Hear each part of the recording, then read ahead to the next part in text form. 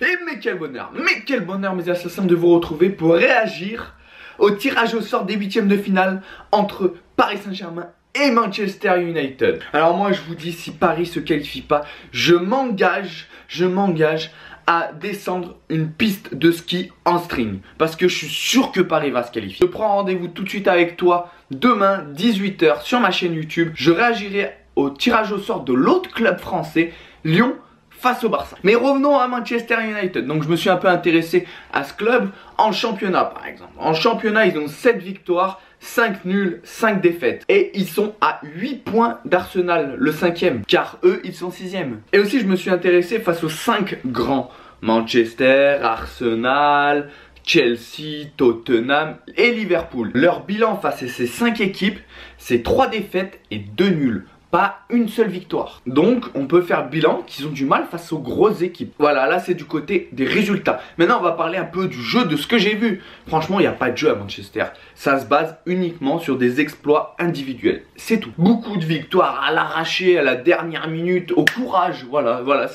Ce qu'ils ont, c'est du courage et l'envie. Oui, c'est vrai. Mais ils sont limités, faut pas se mentir. Manchester United, cette année, c'est limité. Quand tu vois la défense centrale, Smalling, Lindegaard, Stones, enfin, c'est des joueurs, ils sont à Manchester depuis des années et ça n'a jamais été des grands défenseurs, faut pas se mentir. Sur les côtés, ils ont Valencia et Young. Young, c'est pas un défenseur. Valencia, ça en est devenu un. Milieu de terrain, Matic, Pogba, c'est pas mal. Matic il est un peu moins bien. Pogba il essaye de faire des trucs mais c'est compliqué.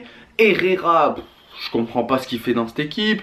Devant il y a Lindegaard, il est intermittent du spectacle.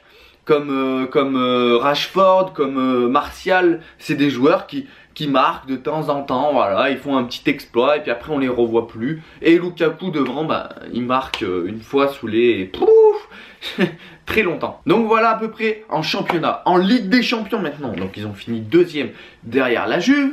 3 victoires, 1 nul et 2 défaites. Donc 2 victoires logiques face aux Young Boys de Berne, hein, l'équipe de Guillermo Morao. 1 nul à domicile face à Valence. 2 défaites logiques contre la Juve à domicile et contre Valence à Valence. Mais par contre ils étaient déjà qualifiés donc bon. Tu peux trouver une excuse à ce moment-là. Et voilà ce qui peut donner un petit espoir à Manchester. C'est cette victoire face à la Juve. Donc c'est vrai qu'ils ont gagné là-bas. Si tu regardes le résultat, oui ils ont gagné. Mais après si tu regardes le match, moi je sais que j'en ai fait une vidéo. J'ai fait un top flop sur ce match.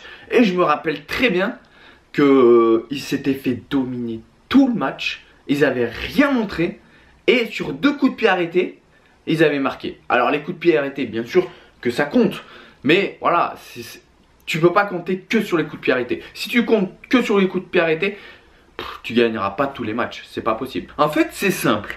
Si tu presses Pogba, si tu empêches Pogba de faire le jeu, tu as gagné le match. Voilà, il n'y a que Pogba qui fait du jeu. Il n'y a que Pogba qui se procure des occasions. Sérieusement, hein. Après oui, il y a Martial qui vient marquer son petit but de temps en temps. Rashford aussi, c'est vrai. Mais Pogba, s'il n'est pas là, il n'y a rien à Manchester. Déjà qu'il n'y a pas grand chose, alors il n'y a rien du tout. Alors que Paris a retrouvé la confiance en Ligue des Champions. Ils ont montré qu'ils n'étaient plus des individualités, mais bien une équipe contre Liverpool et contre l'Étoile Rouge de Belgrade. C'est vrai. Ils ont montré des très bonnes choses dans cette Ligue des Champions. Donc logiquement, Paris est favori. Après, c'est vrai que la vérité de décembre n'est pas la vérité de février. On ne peut pas savoir l'état de forme des 2 équipes, s'il y aura des blessés. Enfin, il y a plein de paramètres qu'on ne peut pas savoir. Là, on fait du foot fiction. On se base sur ce qu'on a vu jusqu'à maintenant. Alors moi, je vais te dire ce que je vois. Tu vois, Madame Irma, elle va sortir de mon corps. Donc moi, je vois peut-être un nul à Old Trafford. Mais par contre, une victoire au Parc des Princes, ça c'est sûr. Donc Paris va soit faire un nul ou gagner à Old Trafford. Et va gagner chez eux. Pour moi, Paris va se qualifier assez tranquillement. Je dis pas facilement, mais ils vont pas souffrir quoi. Je pense pas. Parce que pour moi, Manchester est trop faible par rapport à Paris. Et puis surtout, Paris